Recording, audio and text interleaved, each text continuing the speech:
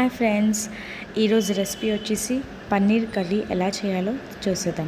ఈ పన్నీర్ కర్రీని చపాతీలోకి, రోటీలోకి, అన్నంలోకి, పులావ్లోకి ఇలా అన్నిట్లోకి చాలా రుచిగా ఉంటుందండి. ఈ పన్నీర్ కర్రీని రెస్టారెంట్ స్టైల్లో ఎలా చేయాలో చూసేద్దాం వచ్చేయండి. ముందుగా ఒక ప్యాన్ తీసుకొని అందులో 3 టేబుల్ స్పూన్ వరకు ఆయిల్ వేసుకోవాలి. అందులో హోల్ గరం మసాలా వేసుకోవాలండి.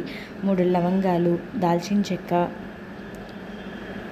అనాస్ పువ్వు, ఏలక్కాయలు వేసుకోవాలి. దాని తర్వాత వెల్లుల్లిపాయ ఒకటి వేసుకోవాలి.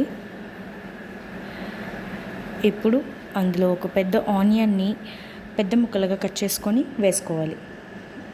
ఆనియన్ కొంచెం ఫ్రై అయిన తర్వాత అల్లం వెల్లుల్లి పేస్ట్ 1 స్పూన్ వేసుకోవాలి. ఇప్పుడు ఒక 4 టమాటాలని పెద్ద సైజు ముక్కలుగా కట్ చేసుకొని వేసుకోవాలండి. ఇప్పుడు అందులో 10 జీడిపప్పు వేసుకోవాలి.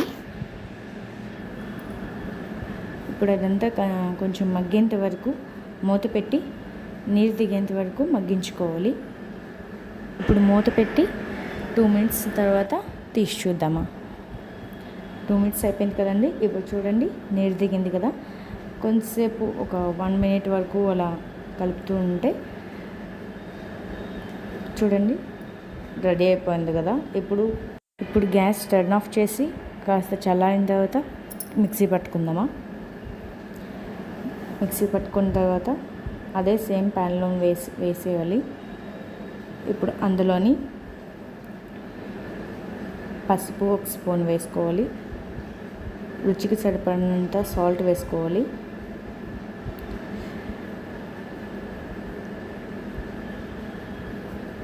ధనియాల పొడి 1 స్పూను, కారం 1 స్పూను,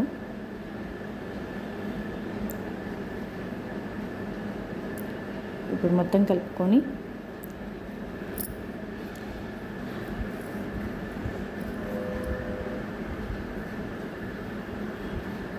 ఇప్పుడు అందులోని 1 కప్పు వరకు పెరుగు వేసుకోవాలి. ఇప్పుడు 200 గ్రామ్స్ వరకు పన్నీర్ని మీడియం సైజ్గా కట్ చేసుకొని వేసుకుందాం.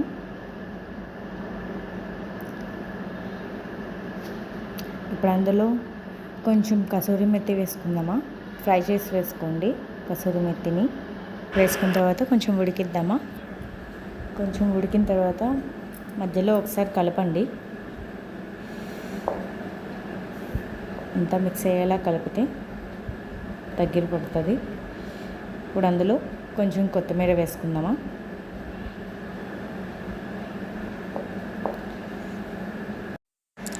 ఇదేంటి రెస్టారెంట్ స్టైల్ పన్నీర్ కర్రీని. ఈ పన్నీర్ కర్రీ చపాతీ, రోటీ, పులావ్లోకి అన్నిట్లోకి చాలా బాగుంటుందండి. ఒకసారి ట్రై చేయండి. ప్లీజ్ సబ్స్క్రైబ్ చేయండి, లైక్ చేయండి, కామెంట్ చేయండి. Bye bye.